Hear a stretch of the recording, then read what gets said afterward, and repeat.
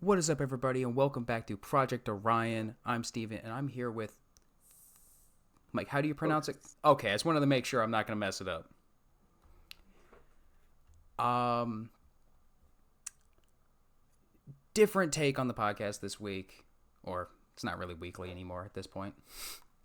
Um, Someone that's mostly not in competitive, but does forge, game design, voice acting,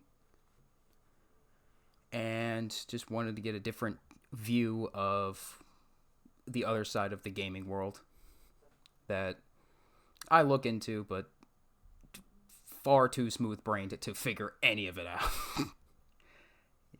Can't you put me in front of half of it, and I'd be like, shit out of luck. You have a smooth brain. Oh, I No do. ridges When or lumps, no valleys or bumps. All ideas just slide right off. Like a water slide. uh, but guess we could just get right into it.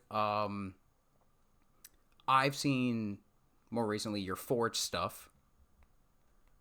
So I would assume you're a big fan of, for what I've seen, Reach for doing sword base, because he picked an interesting map because that map is okay at best.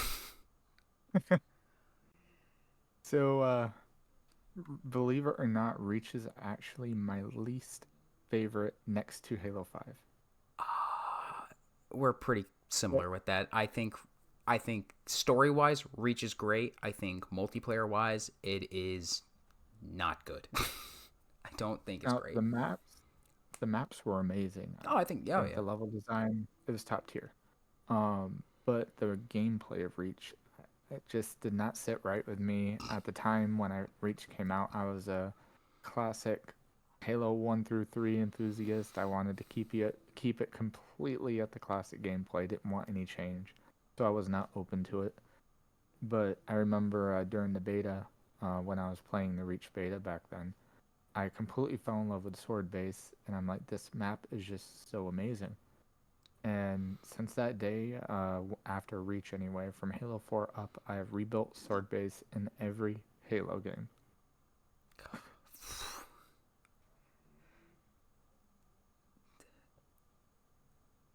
All that's out of all maps, sword base. It's not an awful map. I just think like when it came to Forge, Reach and 4 were the only ones I was really able to figure out. 5 very little, and then Infinite. They might as well just call it game dev. Uh, I have no clue what I'm doing. Well, it's definitely pretty close to it. I mean, with game development, when you're doing the level design and piecing the pieces together, the modular sets, it's pretty much the same exact thing. You have the assets that were created by the modelers, and then you take those assets, put them together, create what it is you're trying to create. And with Forge, with Halo Infinite, it basically is a level development there. Take it and push the boundaries and see what you can do. Now, my next thing is with it. Did you see the whole, I guess, like Halo Studios now, when Forge stuff is put in the game, it's not count as content. So Forge is they content. I yes, but they're like, this is not real. So, and they don't pay anyone for that. Like, they didn't pay any of the dig site people for basically resurrecting stuff that hasn't been touched in 20 years. So most of them left after they basically were told, that's cool, fuck you, we don't Well, care. looking at it from an outside perspective, and where I have some friends who are at Halo Studios, I also have some friends on the Dig Site team. Um, Okay, and that was more of, okay, let's say not the actual devs, this was more of the people above them. yeah, Yes, because it seems like the people that work there want Halo to actually be good. It's just the people above them, I'll just be real, don't give a shit. It's corporate. Yes, it's corporate. Corporate is corporate. They Oh yeah, have corporate greed. yeah. Oh yeah, But I mean, the biggest thing I noticed looking at it from the outside perspective, though, like, um, originally when the deal was made for them to work with 343 at the time, um, it was a non-paid gig. They all yeah, knew and understood that, and obviously, people's time changes. They can't sustain doing that kind of work for free. I mean, it does become very challenging, the amount of time and dedication that goes into it. It's a lot of work. So I can understand where some of them wanted to be paid. At the same time, I also can, in a way, see the corporate side of things where this is content that was for a game that is over 20 years old. You know, a game where, yes, it would be good to see that content, but on a business standpoint, it's not feasible because it's content that's going to be played maybe a couple times usually before someone gets bored with it. I hate to put it that way, yeah, but today's audience, that's what it's going to do. Unless you're yeah, OG fans like me and all that yeah. from before, will play it, Oh yeah, but we are such a small pool of people. Whereas the greater audience, they're not going to do it. yeah. My view of it is because the dig site team, because they wanted, they were told, hey, maybe some stuff for H3 and on, and they were like, well, this stuff is really hard to work on because CE, for what I've heard, is pretty straightforward. It's not difficult. And 2 is a little bit harder, but they're like, it's relatively easy. It's when you start to get to Halo 3 and more is where it starts getting hard. So they're like, well, we could do like entire expansions, own story things for Halo 1 and 2. And they're like, well, you would have to update MCC to where it functions to allow that and all of that. And they were just like, we don't want to hear it. And I get it's like they agreed that it was an unpaid, but a lot of them apparently, for what I've heard, went into it knowing that hey, we're not going to get paid, and then being like, this could turn into something that we get paid for and compensated for, or even get brought on to like into the studio and everything. It's odd how they don't want to pay them and do all that stuff, but yet they have an outsourced company that makes forge maps and stuff and all of that and pays them. But when the community, like the dig site team and the forgers, do stuff that is better than what they do, they kind of act like they're just it's just whatever work, and it's not What I real. what I feel like would be an amazing step to take care of all of that would be a system like the way Fortnite does its level design for content creators on there. Because they They get paid have it a to where lot. people can buy the maps Mm-hmm. and support the creators by doing so. And if they buy content from the store, use creator codes to where people can actually get supported for the work they do. I Yes. mean, even if it's not a lot, creator codes is only a very, very small percentage of the proceeds that are bought in the shops. Mm-hmm. So support your favorite creators that way, and it will be an incentive to continue doing the work. Yes. And we got people like Unique, name dropping there. Shout out to Unique. He actually does the blockouts for the Forge maps that I work on. Oh, that's cool. So yeah, he's really good with the collaborations and stuff. Good guy. Um, but yeah, I mean, people like Unique even like he's learned the Fortnite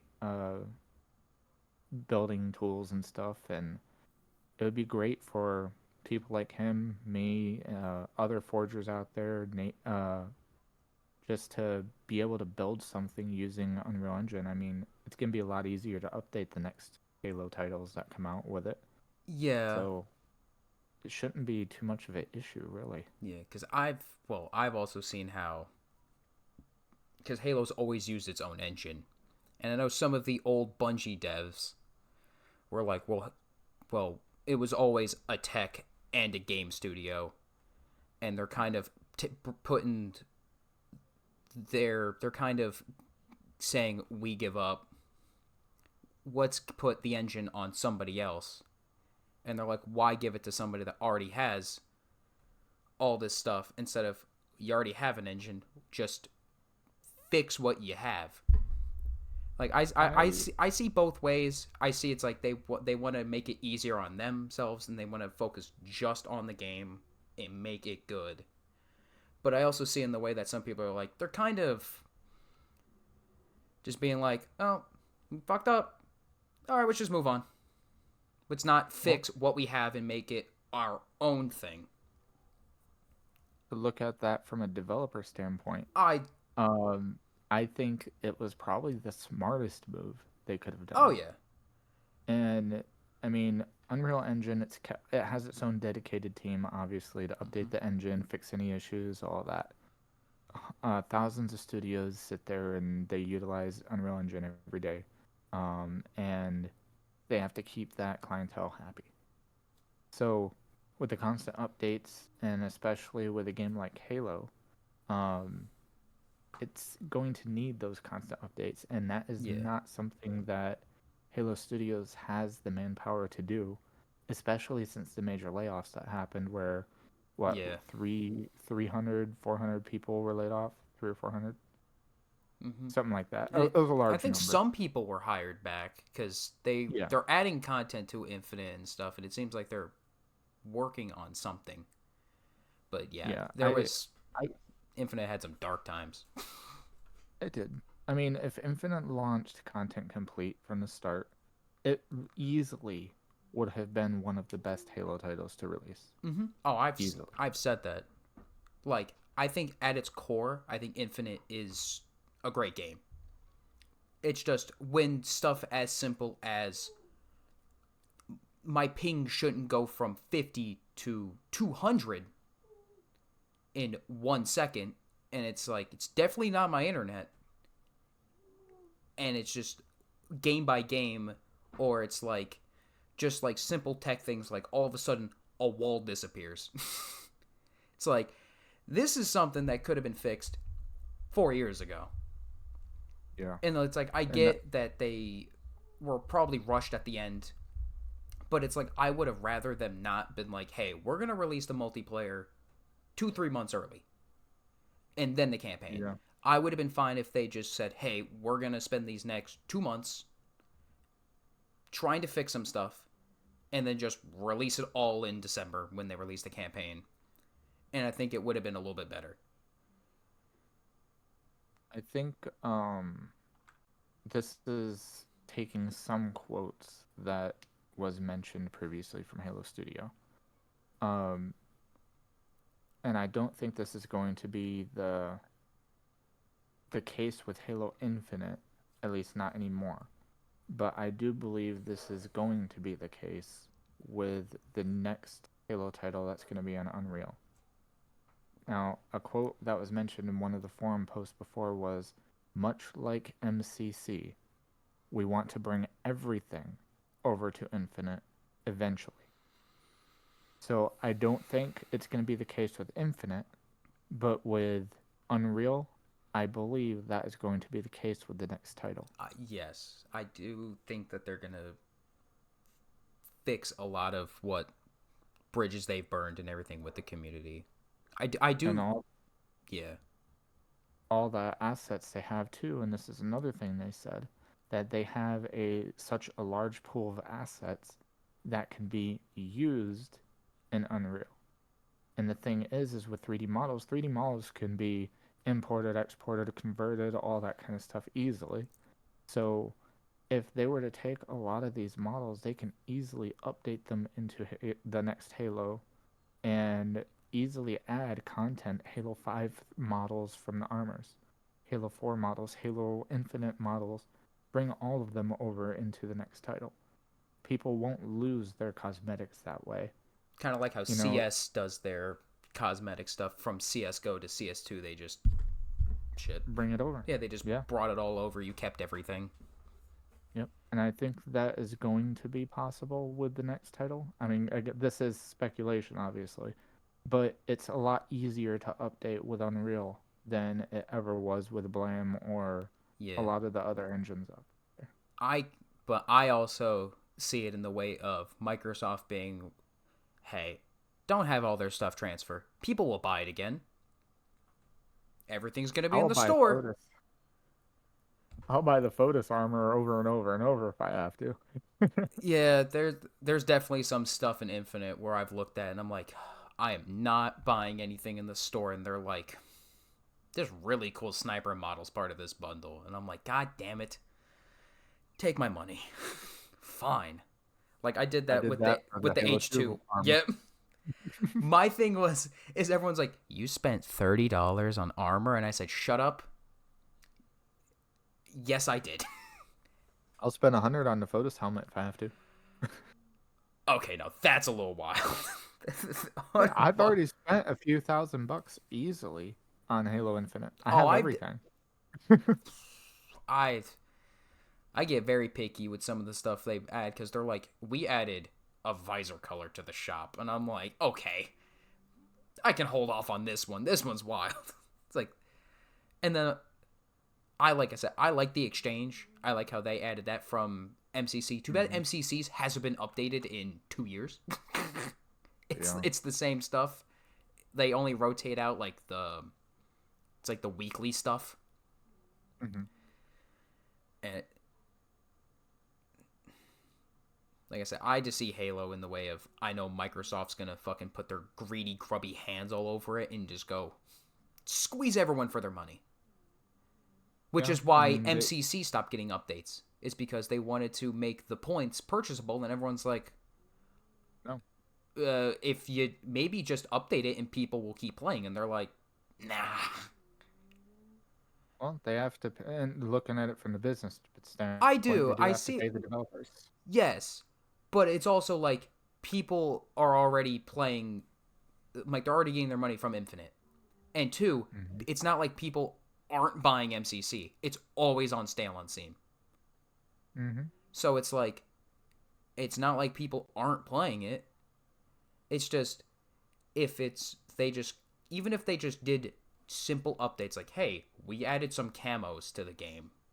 There you go. Like, Halo 2 got no customization. It's arguably the one of the largest games ever released, and they're like, fuck that game. Halo 3 is gonna get 7 passes. Yeah. And it's like H2 is my favorite game of all time. I've like I get the game was rushed, and there's definitely parts of it where you can tell that they're like, this level was part of this. Throw it together. I still think Mm-hmm. it's some of the greatest storytelling of all time. I think it's some of the best gameplay. It's just, I feel like Halo 2 gets shafted when it comes to everything. Like, all we got in Infinite was, woo, we got Delta Arena. It's fun, but it's just like, eh. And we got armor. I mean, it's alright. It's like the armor's nice, and the playlist it's fun, but it's just like, eh. It would have been nice if we got like something actual. I guess we did get that dig site mission that was in between. What was the Arbiter and was it Oracle? That was supposed to be in between there, or at least that's Yeah.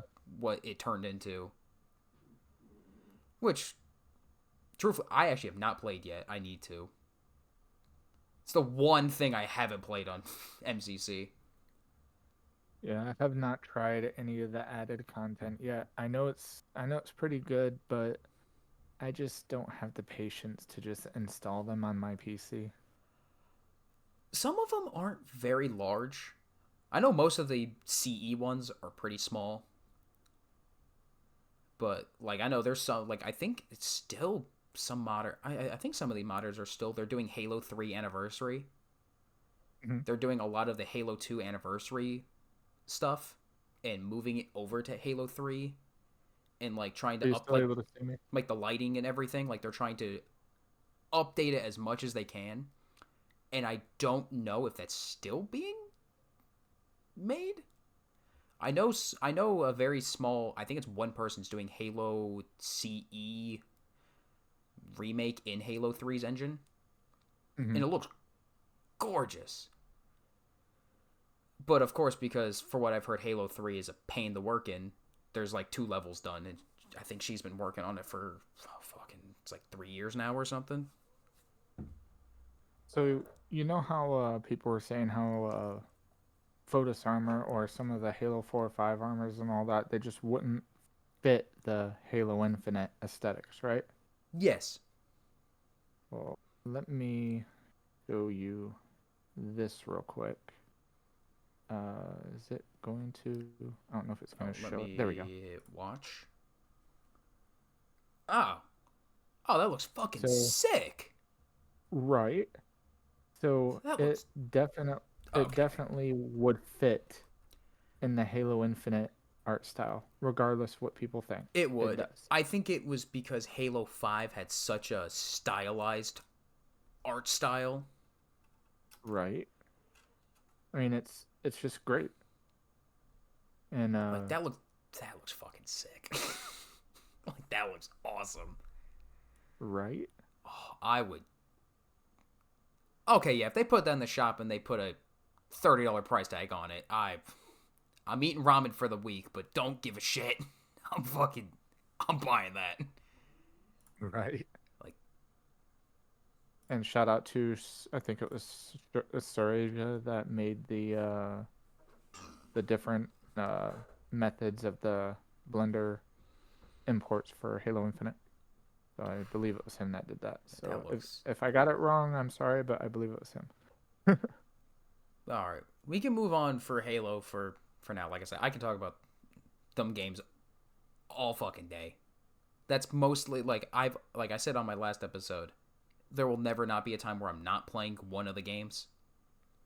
It doesn't like Halo, like right before Infinite, it was like the darkest the franchise had been. There was like radio silence. Halo 5, I'd hop on here and there, play some ranked, and be like, I'm done. Or I'd just play MCC. But it's like there was no new content, no new nothing. But it's like I'll always play Halo. Like I said, I'm 23 and I played Halo for nearly 18 years of it. So it's like that's pretty much since I could hold a controller, I've played Halo. Yeah. It's but of course I play a bunch of other stuff like I play The Last of Us, like Mass Effect. I adore that franchise. I want them to hopefully not fuck up the next one. I actually, believe it or not, I really enjoyed Andromeda. I Minus the stuff in the beginning when they messed up with the face some face features models and all and that stuff. yes. Minus I that, I putting do that aside, it think was good. oh yeah, I do think Andromeda isn't a bad game. It's just it's really hard for people to be like, "Hey, there's no Mark Meer. There's no Jennifer Hale. Yeah. Sorry, guys." It's like and it's not any of the other stuff. It's like the story it's not great. But it's not bad either. It's there's definitely parts of it where it's like you get the old Mass Effect charm of it. And I do think it's got the best gameplay out of all the Yeah. Mass Effect games. It's got the most smoothest gameplay. Like if personally, if they put that gameplay in Mass Effect 2, it's the greatest game ever made. Like hands down. Close. That it's pretty damn close. Like I think like Mass Effect 2's gameplay, or at least gunplay and stuff, compared to the writing, awful. It's not great. It's the most restrictive game. They're like, you can throw people across the map, but you're stuck to pistols. It's like, I Yeah. want to launch. It's like, I want to use the cane. I want to launch black holes at people. And they're like, Shepard, for some Nope. reason, can't hold it. Sorry. It's like, all right The then. number one, the number one spot on my list is KOTOR. Oh, Star BioWare Wars games, Knights of the KOTOR Old is Republic. so good. Yes, that was an amazing game, all around amazing story, amazing gameplay for during its time. It was amazing gameplay. It Yes, still holds up pretty strong today. Yes, it does have its issues, it is. Yeah, there's some but parts it's it dated. still fantastic. Oh, yeah. And I know a lot of people are like KOTOR 2, and I'm like, KOTOR 2 really wasn't made by them. It was It's mid. it's not great. It's very meh. I mean, the animations were arguably better But it's like the when it story wasn't there. story was okay. Yeah. I think it would have been much better if you were actually playing as Revan still Yeah. and knowing Which is I believe funny because the that's third game. what they did with like the Dragon Age games. They're like, first game, you're this set character and everything. Dragon Age 2, they're like, you're some random dude. And it's like, I have those games in my Steam library. I'll play them at some point. And I know saying that out loud, I'm going to get attacked for saying that I haven't played those. Yeah, Mitra Surik from KOTOR 2. That's the main protagonist's canon name. Canonically, it's a female. But I mean, if they were to make a KOTOR 3, it definitely would have, at that point, I think, would have been through Revan's point of view for the third one.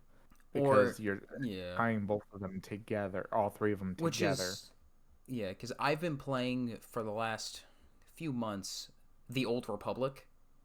Mm-hmm. Like, I got convinced to play it. I enjoyed it. I subbed to it to get like all the stuff, like all the content, and I do like that game ties in to KOTOR. Yeah. Like, some of the storylines are like directly dragged in from that.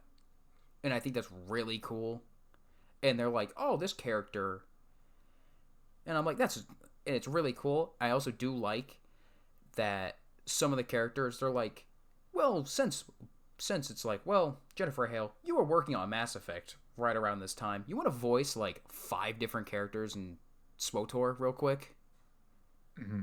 And I do like that it's like, most of the voice actors you'll recognize because they've played in something that's in their games as well. So it's like, it almost feels like all their games in a way are somewhat connected. Even though Mark Meer, I'm pretty sure, voices every character in all their games. Like, someone asked me, they're like, how much stuff does Mark Meer voice? I said, you will walk into a room in Mass Effect and it'll be Mark Meer talking to Mark Meer in the corner while Mark Meer's talking over there. He's also Commander Shepard, talking to Commander Shepard. It's just like, Mark Meer voiced an entire room, and you can't list them all on one page. And I'm like, I don't know how he did it. It's like... And it's the way voice actors are. I mean, but being able to portray... He's like the extreme... Yeah, but he's like the ultimate, though. He's just like, I voiced everyone. They're like, they had to keep this man busy 365. They're like, you're voicing... Like, they handed him the script, and he's like, this is the entire game, including background characters. And they're like, yes. Start reading. Yes, I can do it. No need to hire anyone else. Be like, it might take me 3 years, but... That's where all the development went. It just went to Mark Meer voicing stuff. Yep, that's all it was. This is why I love the what is it? The DLC in the third game where it's like you fight the clone. I just love that. I'm like, this is the most... They walked into the room and they're like, what if you fought yourself? And he's probably like, this is so stupid. Yes. Because that whole DLC is fan service. It is the most random thing that makes no sense. It's like, the game is so doom and gloom, and it's like, but just have a party for the next 3 hours. That is great. Oh. But you were telling me before we started recording about the stuff you're working on. And like I said, that Star Wars project, I know, I bet you probably not a lot of people know about that. No, not yet. We haven't announced anything publicly on it. So that at least for this episode, we'll have to be hush hush until we proceed further with negotiations and stuff. Well, I might have to edit that out. Oh, you can. It's fine if you leave that part in there, as long as they don't know what our plans are. There's nothing else. It's a Lego Star Wars remake. I'm just playing. The fifth one that's already been released. Right? Imagine all of the Lego Star Wars games content all just being mashed into one game. That would just be amazing. My brain might hurt trying to figure that game out. Oh my god.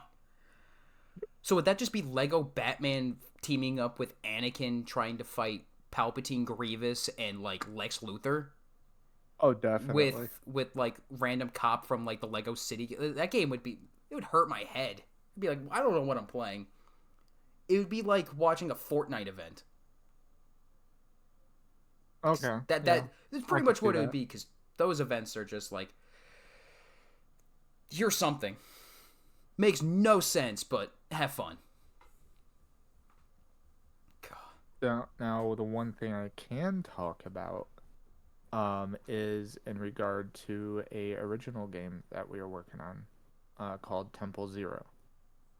It's a survival horror game where you're playing through the eyes of a 10-year-old boy in the first game. And each game, he ages by a few years. It's going to use the same voice actor throughout all the years that we're working on the game. And this way we have true character development going on. Not just a simple, we're going to go ahead and make the character age by 15 years after the first mission. You want it to... So, it's a progressive... Yep. Oh, Christ. Is it... Now my next question is it... What platforms is it going to be on? Or is that still up in the air? It's kind of up in the air, but we're aiming more toward non-exclusivity. So, like, all Xbox, platforms. PlayStation, PC. Yep. I would say Switch, but would that be a wait till Switch 2? Yeah. Even though probably. I'm pretty sure that's already been made for the last 4 years and they've been sitting on it. Probably, knowing Nintendo. Well, they live in the year of 2008 still, I'm pretty sure. That's Japan for you. No, I just think that's just Nintendo. They are so behind with stuff. Well, I mean, look at Sony even. But at least Sony understands that, like, it's not 2008 anymore. Yeah. Their hardware, like, Nintendo's hardware is stuck in 2016. Yeah. Like, there was a less gap in between the Wii and the Wii U than there was for the Switch and, like, the Switch 2, practically. Like, at least Nintendo at one point was like, well, the Wii's getting old. We gotta kind of stop making stuff for this. It's getting really hard. I really enjoyed the Wii. Oh, I thought it was really fun. I thought it was a fun family console. Yeah. Oh, it's fun to just goof around, play, like, Just Dance and stuff on it. But, like, Mario was great on it. And I still think Super Mario for that still looks great. Mm-hmm. But, like, we have a Switch. I think it's been turned on 10 times. Because I tried to play some of the new... Like, some of their new stuff. I'm like, oh... Pokemon number 5 billion they're at this point. Because I used to play the older ones. And I'm playing it, and I'm like, this game looks awful for, like, 2022. I'm like, this game is ass. Like, this looks like a PS2 game. I'm like, there's no way this game is a year and a half, 2 years old. And it's just... Yeah, the glitches and graphical fidelity on that was not really up to par. And it's weird because it's like, we got the Switch, and then we also got the Steam Deck, which blows the Switch out of the water for, what, like $100 more, maybe? $150 more? It's like not by much. Does the Steam Deck work on TVs too, like the Switch does? You can dock it. Yes, you can. That is actually pretty awesome. And you can even, like, dock it and use keyboard and mouse. Like, you can basically, if you really don't want to have a desktop and you're just like, I'll do the slight game streaming that Steam has or whatever, or just play it off of the device, you can. Like, you gotta curb your expectations. It's not the most powerful device, but most of the time you're not playing anything super competitive or whatever. It's like I said, eventually I want to get one. I just want to play Mass Effect in bed, or play like a single player game in bed. Just want to be extra lazy. And I do like that it looks like more stuff, like more devices are using SteamOS. So it's like, if you don't want to buy this bulky handheld, there's smaller versions coming out from other companies. I think it's Lenovo's making one. Like another like smaller handheld that looks like it's only using SteamOS. Yeah. They also leaked H5 coming to Steam on it. We still should take that with a grain of salt. We don't know if it was they confirmed it or it's the biggest trolling of all time. Right. Most one of the two for sure. Or they're like, it's real, but it's just gonna be like one part of the game. People would be so mad if they're like, H5 on Steam, it's only the campaign, the worst part of the game.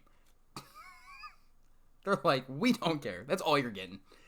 Well, they already halfway have multiplayer on there too with the Forge. Yes, and you can play somewhat multiplayer through it. Yeah. You just sit there, launch customs on there. You can still do it. So it's possible. And I do think that, like, multiplayer-wise, I think H5 is good for that. Like, they definitely were like, we're going to make this a good competitive shooter. And I think they nailed that. Yeah. Casual, like how I talked to some of the pros, it's the biggest piece of dog shit of all time. I said, you can't just hop into a game of Slayer. It's like, I gotta act like it's Game 7 of Worlds, real quick. Like, just to fucking play just Slayer in general. I'm like, this is awful. I think H5 was a dumpster fire as a whole, but... In my opinion, the only things good about it was Forge. Warzone? The competitive aspect. I actually enjoyed Warzone. I did as well. I liked the different weapon tuning and like all this stuff. I thought that was so, like, it was simple, but it was definitely really cool to all of a sudden be like, my AR shoots needle rounds. I'm like, this is pretty cool. I mean, since the Halo Infinite is now using Halo 5's networking code model for Halo Infinite, why not bring those weapons from Halo 5 into Halo Infinite? Why not bring the models already created from Halo 5 into Halo Infinite? I know why they won't. Give me my damn FOTUS. I know why they won't. Because that means they would have to work. I mean, I would love to agree with that. I really would. Well, like, there are people that, like, I remember when Forge first dropped, someone made a slightly working version of Warzone in Forge. And I was like, this is impressive. And everyone's like, well, why don't you just make that a mode? It's like you have the different weapon varieties and stuff from the campaign. People have already in Forge have made it to where it's like, my sidekick shoots fusion coils.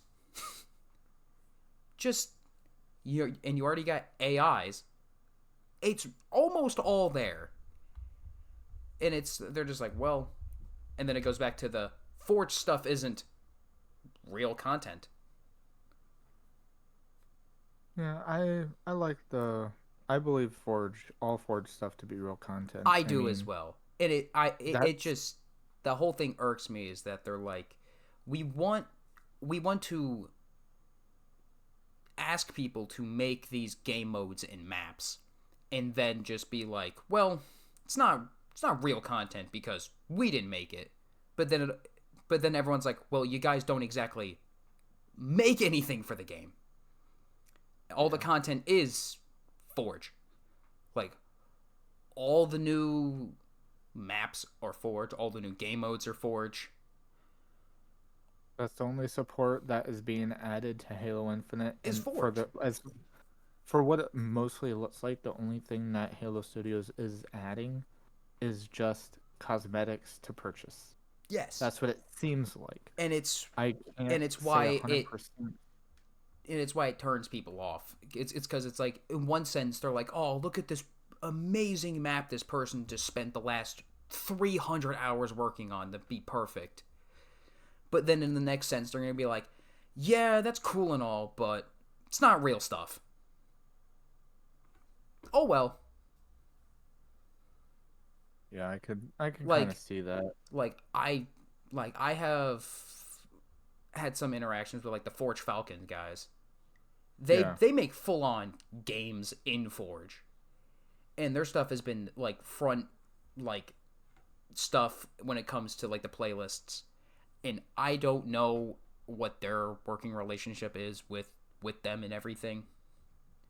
But it's like their stuff goes above and beyond what even the actual like studio is doing at this point. I Like, was part of Forge Falcons back in its early stages, and I was going as their community manager during that time, and I ended up stepping away. I was gonna say, And this what is year was actually this? Because without knowing, I could have been talking to you. no, you weren't.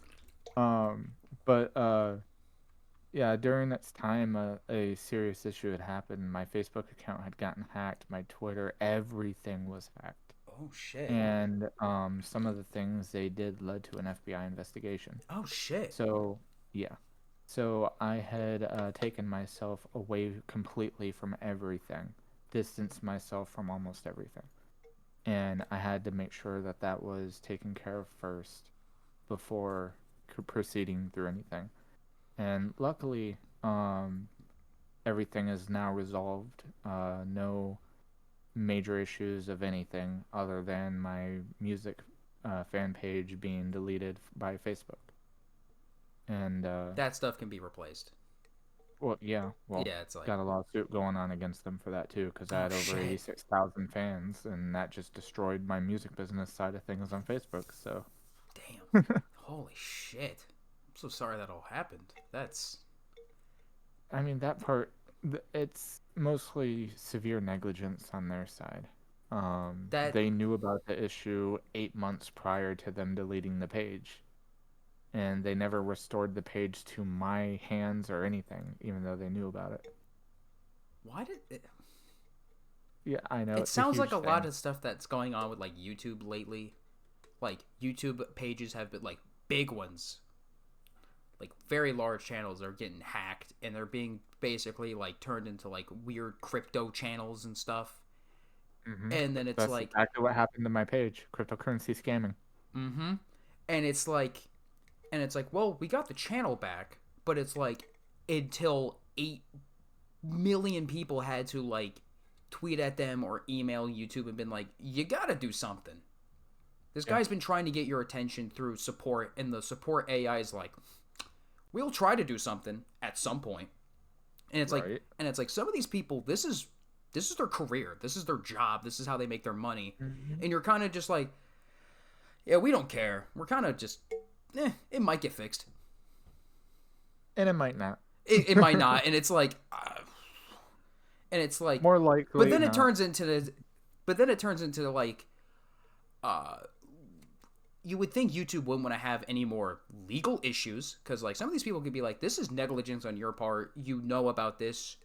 You have Hmm. seen the emails I've sent, and you guys didn't do anything. And it's like then it becomes a bigger issue than what it needed to be because on their end they Yeah. could just fix it pretty quickly. That's why I have the lawsuit against Facebook started. I sent in the beginning when the hack first happened, day one of the hack, up until I think it was 3 weeks after. I sent over 1,500 emails to them. Every single email associated with the domain name, I sent it to every email explaining what's happening, provided my ID and everything to prove I was who I was, and they still didn't do anything. I got empty promises. There was one Facebook employee, and I'm going to actually name drop her in a sec. Let me see if I still have it. Um, Royal Winner was her name. She promised that she was going to get my page back for me. And then after I hung up the phone, I emailed her the information that was needed, Never heard from her again. I followed up with her. Nothing. So now I'm engaged in a lawsuit against him now. I'm suing him for 10 million. Damn. And no lawyer wants to take up the case either. They're afraid of Facebook. Well, yeah, because they could just be like, well, here's the best lawyers we could find on the planet. We're just gonna fucking, here's money. Right. But the biggest part that makes it to where they will end up losing is the federal laws that they violated that I have documented. The thing, what they didn't know, and they will know, is that I used to do private investigation stuff. Oh shit. So I know exactly what I'm looking for when it comes to evidence. I have that hacker's IP address. Oh shit. I have their internet service provider. I have their name. Fucking great. I have the state, the city, everything they're down to. Damn. I even have the copy of every email I ever sent, every email that I ever received, video footage of the chat logs with Facebook support. I have everything. I even have them admitting that they do something. It is not their policy to double check for your actual ID when renaming a celebrity Facebook page. Oh, that's fucking awesome. So they admitted to identity fraud right there. Oh fuck. So, they were probably thinking, "Oh, it's just some whatever guy," and you're like, "That's cool." Yeah, you pulled out the fine. I'll do it myself. Yep. The Thanos and on him. Damn. Yeah, I even sourced every law that they violated too, right down to the penal code. Fuck. That is. Oh, and their forced arbitration, they can kiss that goodbye too, because they did a public policy violation as well, and those don't allow arbitration to be enforced. Oh shit.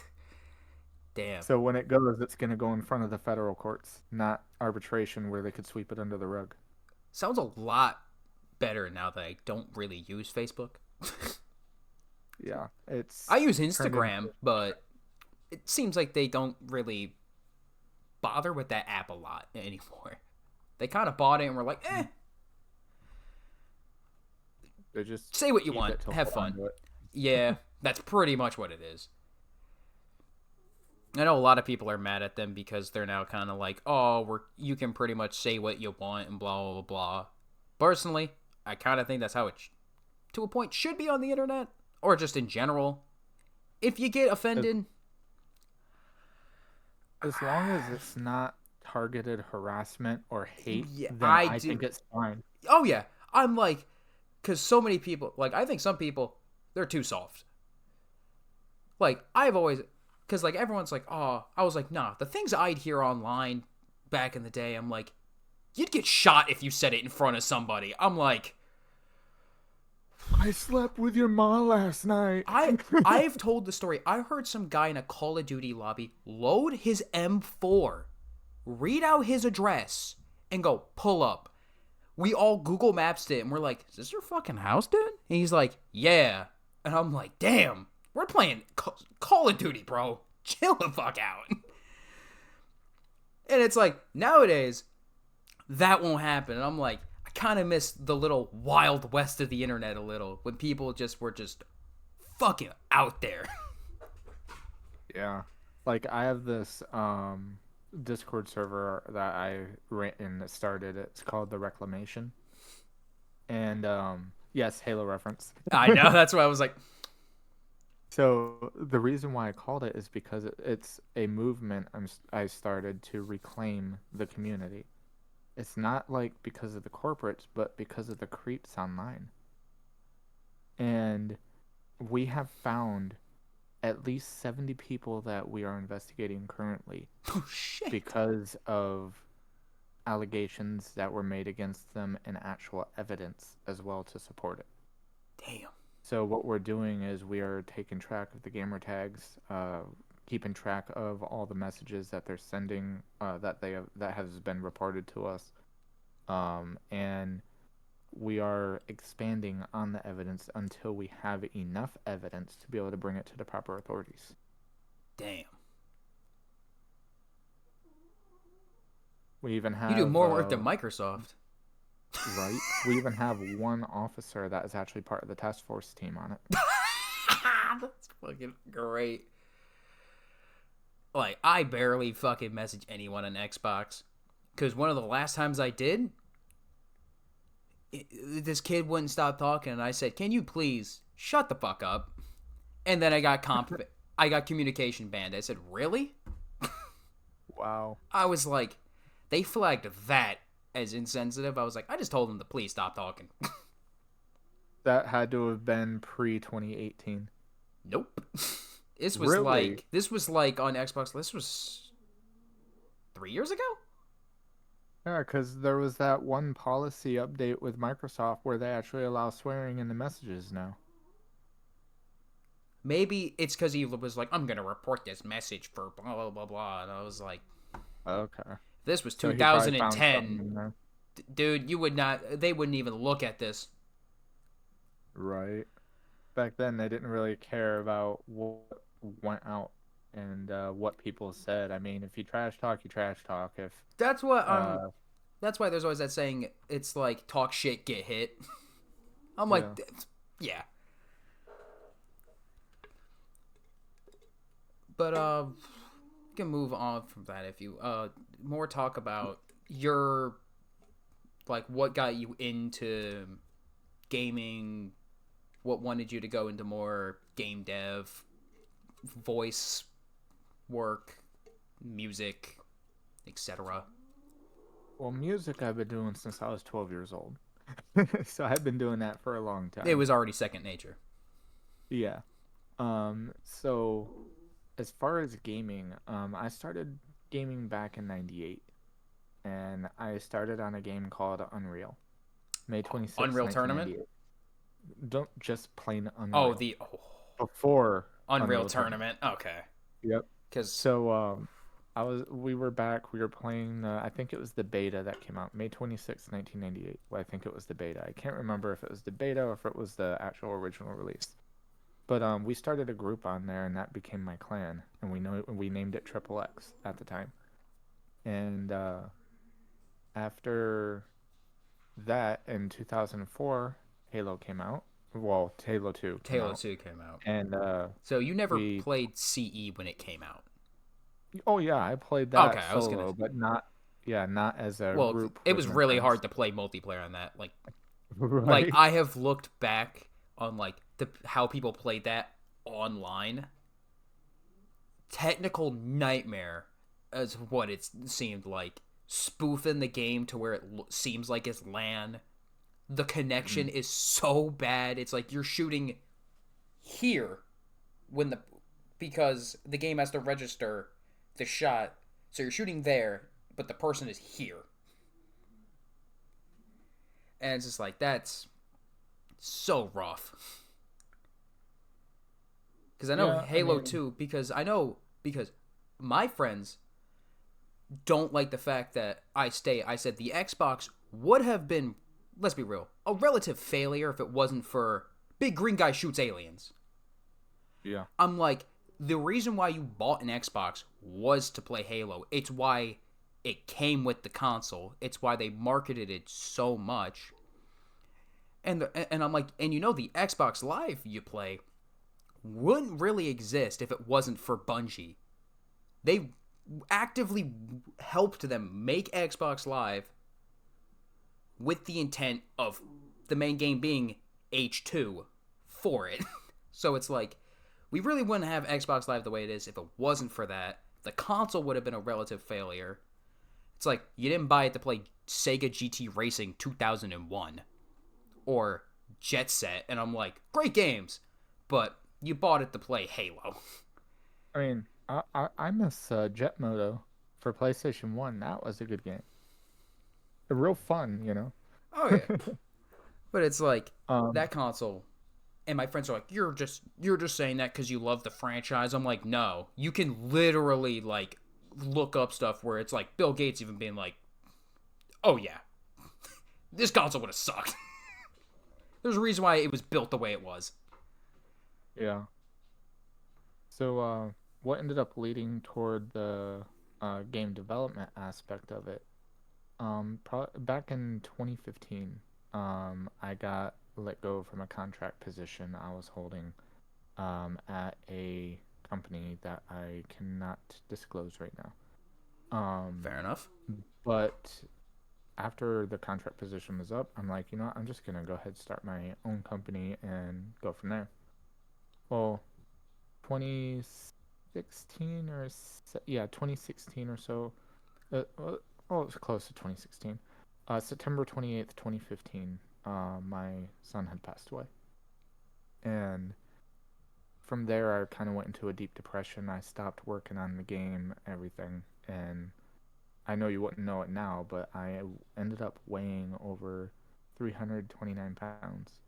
And I developed a binge eating disorder and a lot of issues during that time.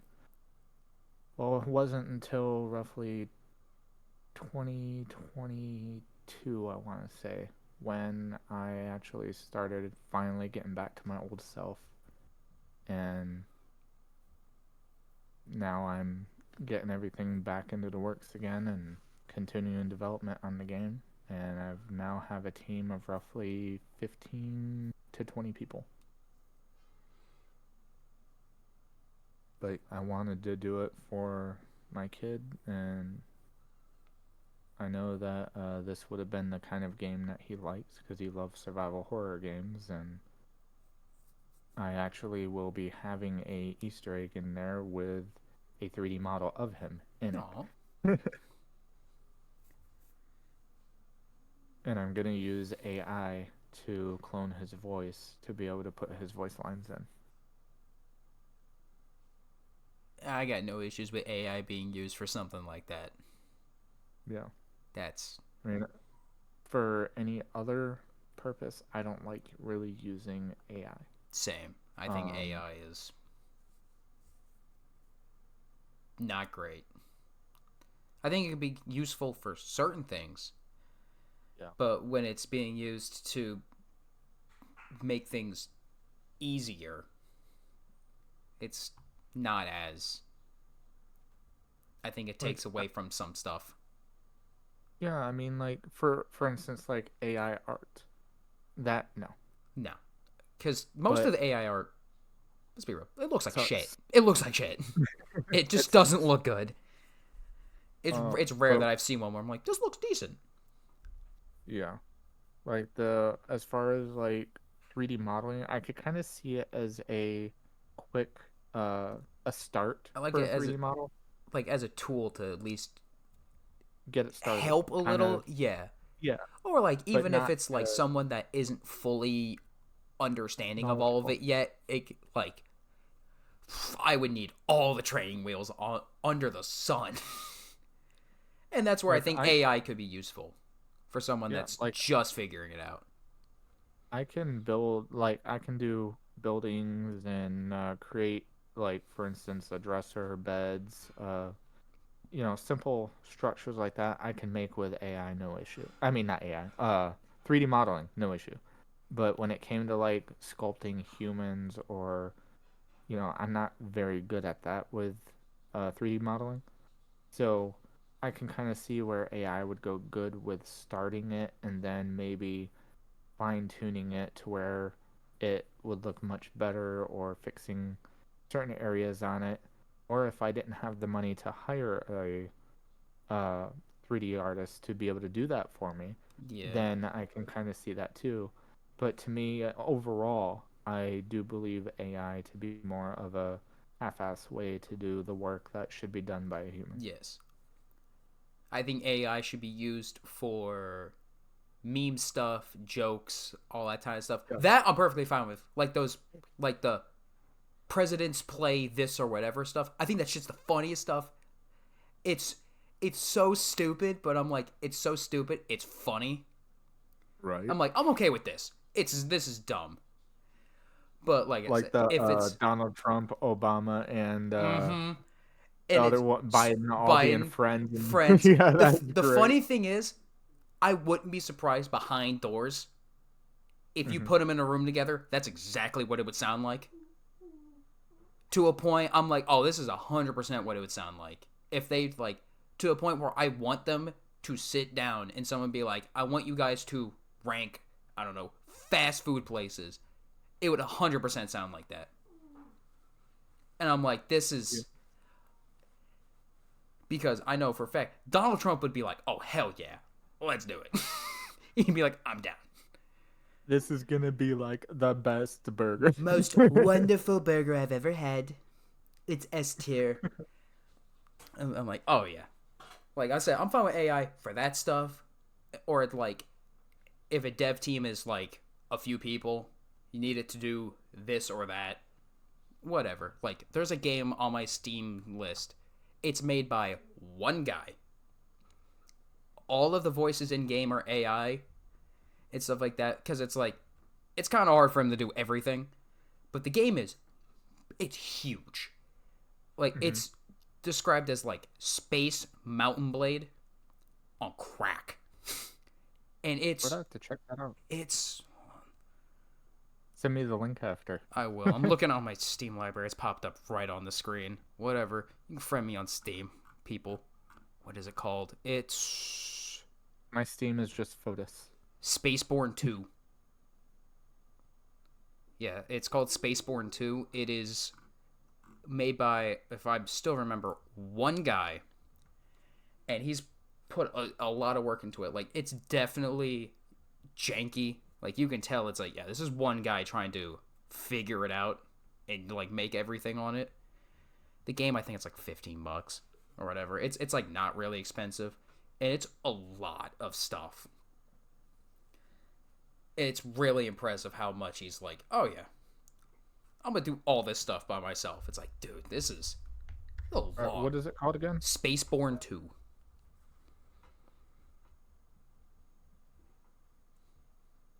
Okay. Yeah.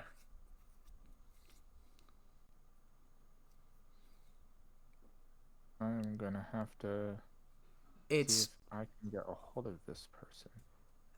Like I said, I'm pretty sure it's one guy. Or at least last time I saw something about it, it's made by one guy. Yeah. I see his name on here. They have the name as the developer as only the name. So It's yeah, like he is... reach out. Yeah, he's puts a lot of work, it seems like, because he updates it pretty regularly. And I'm thinking to myself, this guy doesn't sleep. This guy 100% is always awake. Because it's like, he like does updates pretty regularly for this game. I'm kind of wondering if I'd be able to get him to possibly join our team. I'll have to ask. It would be more of, would he want to, yeah, it'd be more of, would he want to, and more of, would it feel like he's taking his time away from something that seems like it is his passion project. Right. Yeah, because that is, like, I just saw it randomly on Steam. I think it was like on sale or something. I was like, this game looks interesting. Let me look at the reviews, and they're like, it's one guy. They're like, if you like Mountain Blade but sci-fi themed, they're like, you'll love it. And I'm like, I'll give it a go. I think I've played like 10 hours or something of it. It's a definite learning curve, and it's definitely it's janky, but it's like, I could see the appeal. And I want to, at some point, like, it's a game where it's like, you need to have time to sit down and figure it out. Because if you don't, you're going to be like, I'm lost. Like, even YouTube wouldn't be able to help you. It's a game you just got to, like, really figure out. It's like it's like figuring out stuff in StarCraft. It's like, oh, this was a bug that turned into basically a feature. Like, level of jank, but it's pretty impressive what he's done. There, I found his X account. Oh shit. Didn't take me long to do that. I know, like, I have another game. It's made by one guy called Dystropika on my Steam list. It's a city builder. It's a cyberpunk one.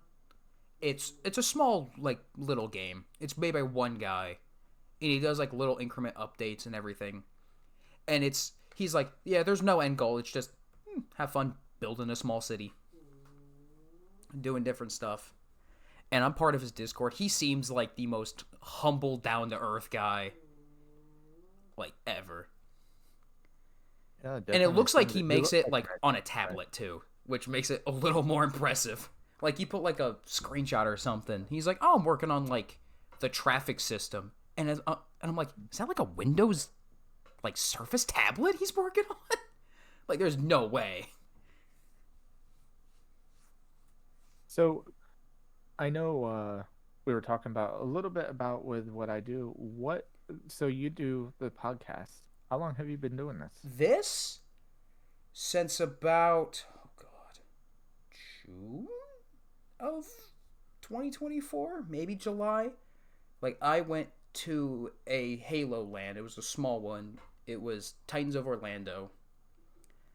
Because I'm big into the competitive scene for Halo and StarCraft. Mm-hmm. But like I said, I've always liked gaming, watching, like, the behind the scenes, or just, like, reading into the stuff, even if it's just like, Ubisoft has fumbled this game for the 400th time. Just reading that. But I was like, I know I'm definitely not going to be good enough to compete. Right. That's what I wanted to do. And at Halo 5, I may have had a chance. But that was when I was like, oh, this is definitely the full-on mindset. Now I'm like, I know for a fact I am not going to be good enough ever. Am I okay? Yeah, I'm not bad at the game. But I was like, well, I can certainly talk about Halo all day. And I was like, let me ask some of the people that were there, and just ask people online, like there are some people that that they're like, oh yeah, I'm down at some point to do it. I don't like push them to, like, hey, you have to be on it. I'm like, hey, if you ever get the time or you have a day free, we can figure something out. Like, I can normally record in the evenings unless I'm off. But it's like, if you can't, I get it. Like, there's like Gumplexion, he's pretty big in the community. I met him there. And he's like, oh, I'm down at some point, but he's always streaming. He's like, he's trying to get on a competitive team and everything. I'm not like, like, I'll occasionally be like, hey, if you're free, I don't know, say like Wednesday at 9. And he'll be like, nah, I can't, or whatever. My only other thing with that is, if I know for a fact your ass is doing nothing, you almost got no excuse, bro. At that point, you should have just said no. Right. It's like, I know for a fact your ass is doing nothing right now. But it's like I had, like, my third episode, like I said, first few episodes, I had nothing figured out. I barely got it figured out now. I'm at, like, I don't know, episode, let me look at my YouTube studio. Because I was going to do it weekly, but then it started to get to the point where I'm stressing out because I want someone on every episode. And I was like, well, if I don't have anyone for this episode, do I delay it a week? And then I was like, it was supposed to be weekly, but then it's not. This would be episode 13. Like, I did it. I tried to do it weekly, and then I was like, you know what? I'm not going to stress myself. When I'm able to upload and record is when I'm able to. I'm not going to, like, it's got to be this week. And I'm like, no, I'm not going to stress myself over it. You don't want to burn yourself out. Exactly. I'm just like, I'm not going to, because I was like, I'm trying to find people left and right. And I'm like, can you do it this day? So, like, some of the episodes, like the last, I think it's like few, it's just me giving my thoughts on whatever's going on for 35 or like to an hour. It's kind of me just rambling, which is pretty much every episode, because I can rant, ramble. And I know for a fact, with some of the stuff I say, I've definitely pissed people off. I don't care. Yeah. I don't care. If you don't like it, don't watch. That's what I say. Yeah. And so it's if like, you could change, oh God, what? if you can change anything about Halo itself, not the Uh, developers, nothing like that. But if you could um, change anything of Halo itself, what would it be? uh,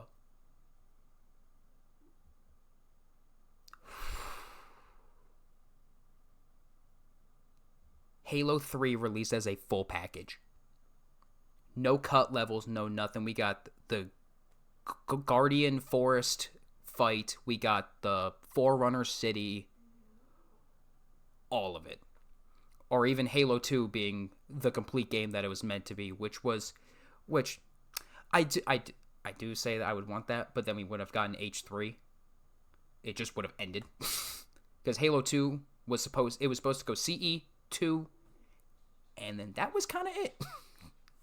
There Yeah, was it's really supposed not to meant to be any continue the tradition of just the twos, 2. not the Yeah. threes. And then because I love the story of how they're like, oh yeah, we got this nice, cool E3 tech demo, all this stuff, which I'm glad we finally got, actually. But they're like, oh, we worked on this. And then Microsoft's like, yeah, the game is supposed to come out, like, any day now. And they're like, huh? You said game? Oh, we got that. That's all we got. And it's like they made Halo 2, like, the full game in, like, 15 months. It's like, it's really impressive that they did, like, the whole game in that time. And it's like, I would love the full Halo 2 package, but then it's like, we wouldn't have gotten Halo 3. And I think Halo 3 campaign, I think H2 is the best. Halo 2 might, like, Halo 3 might be, like, just under it. If I could change anything, it would definitely be to bring FOTUS armor into Infinite. Oh, the FOTUS armor. It's good armor, but it's like, damn, that's the only thing. No, I was gonna be that's damn. my most wanted thing. Oh well, yeah. But if I wanted to actually change something, honestly, I probably would have ended Halo 3 with the death of Master Chief and started It would the have. Halo 4 story with its own new character instead of changing the legacy So that Bungie had made. Okay, so now my next question is about that is, if you would say Chief's story ends at 3, and since ODST came out right after, would you have wanted Halo 4 to follow Buck? Since he's kind of become that next No, I wouldn't. front character, kind of. I would have had Buck as maybe a squad mate or something like that. Like how they Someone did who is in still in 5. the story. Yeah. But I would have the story focused on your Spartan that you make for multiplayer, like Halo Reach, but it would be your character, and you continue that character throughout the rest of the Halos. Because then you are putting yourself in the shoes of the protagonist. So a more streamlined Mass Effect. Kind of, yeah. Your Spartan is your... So... Okay, did you like the squad system in 5?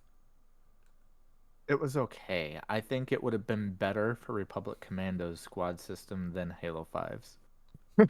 Fair enough.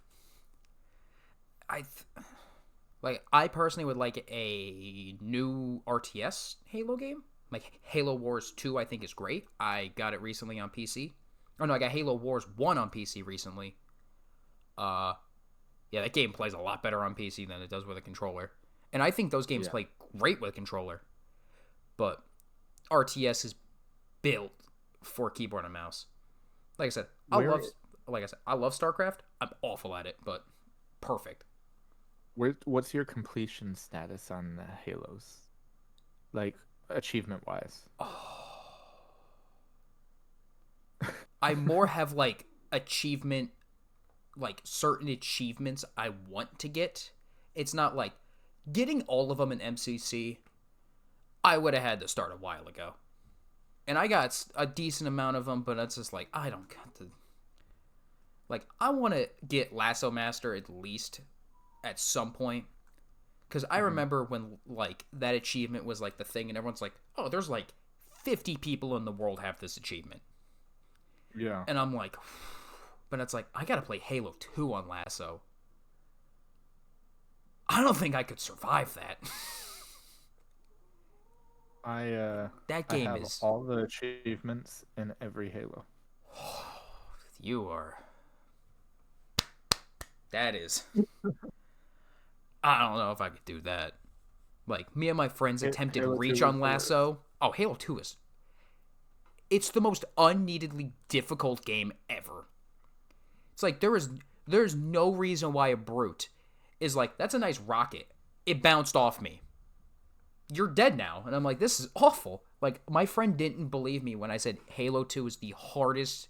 It might be one of the hardest games ever on, like, the hardest difficulty. He's like, that's not true. I loaded in the Cairo, and he's like, what the fuck am I watching? And I said, this is the entire game. He's like, people have beaten this like this? I'm like, yeah. Watch Dervalen. He beat this without dying. Yeah. It's like he that did it. I wasn't. I was like, he did it It was without hard. dying. He did that challenge. It was Lasso, Deathless, and it's like, this is awful. I couldn't do that. I Like, couldn't. every time when I play Death or Lasso, I have to do that checkpoint glitch. Oh, To, I gotta do that. I reached this there's point. No way All I right, can save. Do this. But he's like, so you have to melee to get shields. I'm like, yes. He goes, you can't see your weapon. I said, yep. He's like, so if you die, the level restarts. I said, yeah. He's like, so you can't see your weapon. There's no HUD. He goes, how do you know? I said, put a piece of paper in the center of your screen. That's your reticle for the next however long you want to play. missions or Yeah. however. And he's like, people have done this? I'm like, oh yeah, there are people that do it for fun. He's like, there's something wrong with them. I said, oh yeah, there's definitely something wrong with them. But I was like, that's the one achievement I would like to get at some point is Lasso Master. But I want to at least do the ones that I can do, like 4-player co-op. 4-player, I think that would make it a lot more fun. Makes it a lot easier. Somewhat. Until everyone dies and you just get right back to the checkpoint every single 10 seconds. Well, a checkpoint is better than restarting the whole mission. That is very true. Until you get stuck on that one checkpoint and it's like, oh, someone spawns in right on a grenade. Oh, God. Every time. I don't miss that. Dude. My friend one day was like, hey, let's play CE. And I'm like, oh, sure. I was like, oh, what is this? He's like, oh, yeah, we're playing The Library. And I'm like, okay, what difficulty? He's like, legendary. And I said, do you hate yourself? This is awful. Spawns in instantly, rocket flood. And I'm like, this is awful, dude. Why did you load me into this? I don't want to play this right now. I do on Halo Infinite. Well, it started on Halo Reach, actually. I make puzzle maps that are made to make people rage. Oh, And so there's one aspect where I have kill balls going around in circles. Oh, God. And on Halo, I updated it on Halo Infinite, where not only do they go around in circles, but that where the part where you would normally land, there is water there. So if you fall in there, you will die. And there's a little tiny pole you have to stand on. Oh, God. That's just... God. Yep. And I update them to make them even harder as we go. So you start out as an easy one, just running up a hill and dodging a bunch of objects. Okay, make it to that, boom, you're done. The second one, you're going down the hill and you're running from kill balls that are chasing after you. Oh, my God. And you have to also memorize a pattern on jumping on crates. Some of them you will fall through, other ones you can make it through. Then there is Lazarus is the third one. That one you kind of that one's more of trick jumps on that one. Then Power of Power, that one has That's the one with the kill balls going in the circles, and then it has a tower that you have to climb all the way up, and there's kill balls coming down as you're trying to go up, and it's a very narrow path. So you have to get into a certain area on the map in order to wait for the kill balls to go past you and then continue your journey up. And you have to keep doing that until you make it to the top. Oh, this sounds like I'll definitely break something. And my favorite one Oh, that I'm currently still remaking is called A Bridge Too Far. So in the beginning, there's a section that's a very narrow thing where you have to drive a ghost across it. You can't walk it. There's a death barrier. oh my god. So you have to drive a ghost. And then when you're running up a slope, there's area you have to slide, crouch slide to get into this real thin area where you can't just clamber on it. You have to slide into it. And there's a grapple shot in there to be able to get you up to the next platform. Then there's kill balls flying back and forth with platforms going up and down.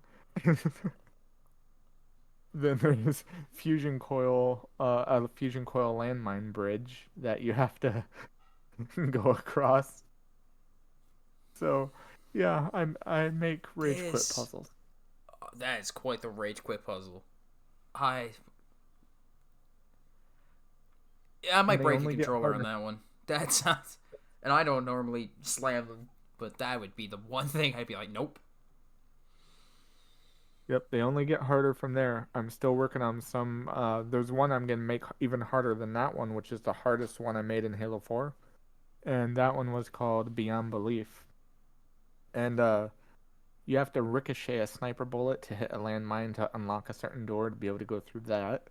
You have to balance across a soccer ball while it's floating in the water in order to get to a switch. There's so much. My god.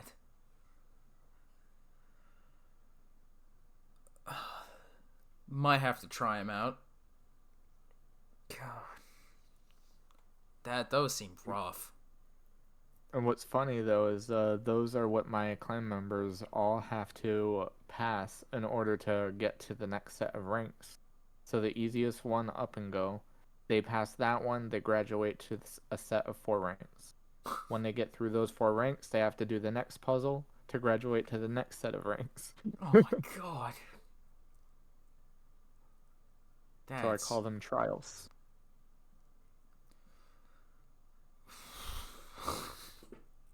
Some rough trials. Yeah, they're fun though. I mean, well, some of them are fun. Some of them are just rage quit. It's like those. Oh.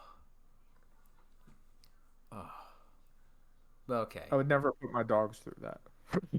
Same. To be fair, my dogs would look at it and go, "Yeah, you're funny." I ain't doing that. Shit. All right. Back to game dev. I got a question. Yeah. If you were told, all right, we're allowing you to work on any franchise, make a game for it, what franchise is it?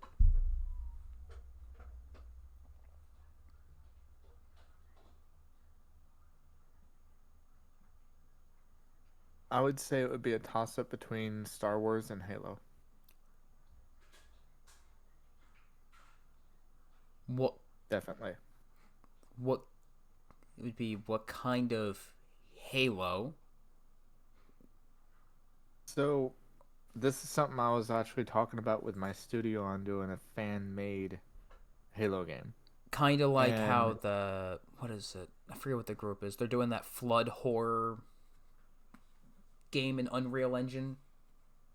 It's like very grounded. That game looks impressive. So what I was gonna do with it, you were gonna start off as an ODST, and you have to get to the bridge to get the shipboard AI because there is a flood outbreak on the ship, and you need to prevent the flood from getting the shipboard AI.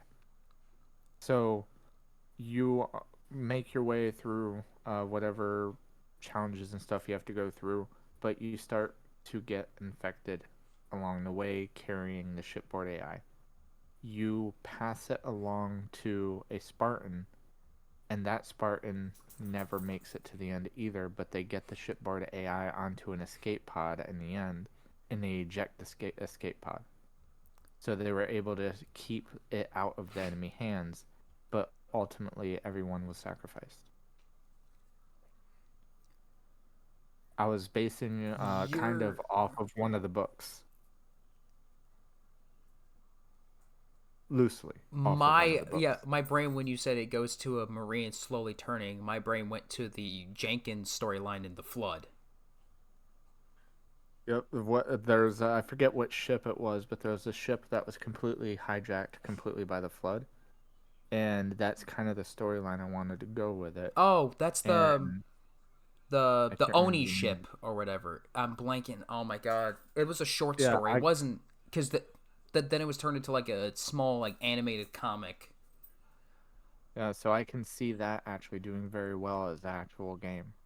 But lore wise, there's not really a large time in between infected and just becoming a flood. Right. It's like in the game, Pretty it's instant. pretty damn instant. So that's why I'm like you're describing it, it would be like, well, slowly getting affected. It was like that would maybe have to be like he gets scratched. Because it's like Yeah. you get an Either infection scratch. form, it's instant. It's just like the Right. most brutal thing in the book. Yeah. It's why So what? I would love a Halo game as brutal as the books. Because it's like in the Yeah, that books would they're be like cool. ripping limbs off and all this stuff. Like I have like my friends are like, yeah, the games are gory, but they're not. I was like, no. The beginning of the Flood, of them describing that guy in the room upstairs in CE, Mm-hmm. where like when the The elites come in champion. and they shoot him. The At the beginning of CE, you know how there's like the guy that's upstairs Yeah, in I like the know. little Yeah. cock. In the book, it's like described as like as the plasma hits him, his like blood and skin boils as he's looking at a picture of his family and stuff. Like it's the most grotesque thing, and it's like, why can't we just get a Halo game where it's that gory? It's like the most Right. realistic. It's just like, yes, someone gets hit by plasma, they're just fucked. They're dead. They're just Yeah. melted away practically. It's like even like the Spartans are like, we don't want to get hit by that stuff. Like in the games, you take hits. In the books, the Spartans are like, we avoid that right there. We go around. Yeah, I think that'd be really cool. I think that would be awesome. Now, if I was to do a Star Wars game, if I was to do a completely original Star Wars game, Yes. um, I think I would dive into a story where you are playing as a Republic Commando, and your Republic Commando actually has a strong enough mind to defy Order 66. And the either it be a strong enough mind or Isn't there is damage that was done to the inhibitor chip through a blast or something. isn't there already like a book that goes into that? Like originally I before the don't know. inhibitor chips, I think it was uh I think there was it was some of the early, I guess now it's Yes, there legend stuff. was. Yes, because they're like the order goes in and the commandos look at each other and they're like, fuck that. We're not doing that. And they just go on to doing just whatever. But yeah, so I would do it as, he defies it and ends up having to actually be targeted by Imperial commandos. And you're trying your best to survive and to warn as many Jedi as possible. And you're going around literally doing like a commando's job, the impossible stuff. Yeah, And you're doing the suicide missions. yeah. This So yeah, you would go in and in the end kind of have a private meeting with one of the Jedi to inform them what's going on, and they were able to relay the message back to one of the council members, but when the council member got the information, it was already too late. They were being fired upon by their squadron, etc. okay. So I was So thinking it would start like right as like the orders given. Yes. So the whole beginning part would basically have to take place within like a very strict amount of time, because relaying the messages, it would have to be like, but it would be like the clones would have to know before the order's technically given. Because you said to relay it to the council. The council, well, like in episode 3, they already kind of knew something was fishy. Right. Too bad Mace Windu was kind of a dick. That's cool, Anakin. Yeah. Sit here, do nothing. We could probably use you, though. Like, it would be very helpful if you would help us kill this guy. Nah, sit here. Do nothing. Fuck you. That scene always where they're like, thank you for doing what we asked you to do. Now, We might come back later. What would have been really cool is if Sev from Republic Commando survived and he was able to defy Order 66. If he went away from it all and kind of retired after that battle, and kind of then like ended up watching his own brothers fall. Yeah. So That would have been a kind of very good like story. some of the stuff from like the Bad Batch, where it's like they kind of go off, do their own thing, they pseudo retire in the end. You'd want it to have a somewhat of a good story, but knowing how Star Wars is, it's going to be the darkest thing in the end, especially if it comes down to the clones.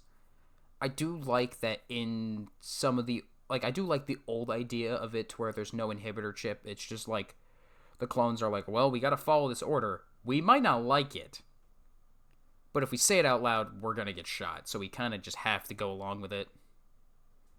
Yeah. But I also, like I said, I guess, is it Disney's way of the inhibitor chip kind of turning them for a time the like almost mindless like soldier forced to do the order, or was that, or did George Lucas? Because I know whoever did the original Clone Wars series. I know whoever thought it started with George Lucas, and I think it was like around season 3 was when I think Disney came in. Because I know for the show, Disney kept a lot of the stuff that George wanted to do. And then it seems like after the show, they're like, yeah, we don't care. We're doing our own thing. It's awful, but we kind of want to do this. Give me 1 sec. Oh, you're good. Go out. I got you. Come on, go. Okay. Sorry about that. Ugh. Sorry, I had to let the dog out real quick.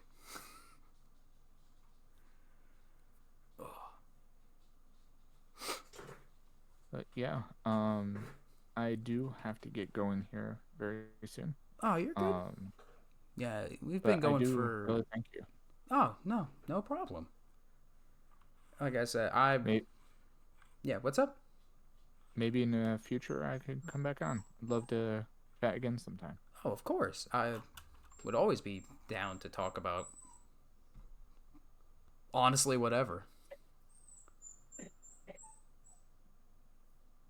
All right. Well, thank you for having me. And at any point, feel free to reach out.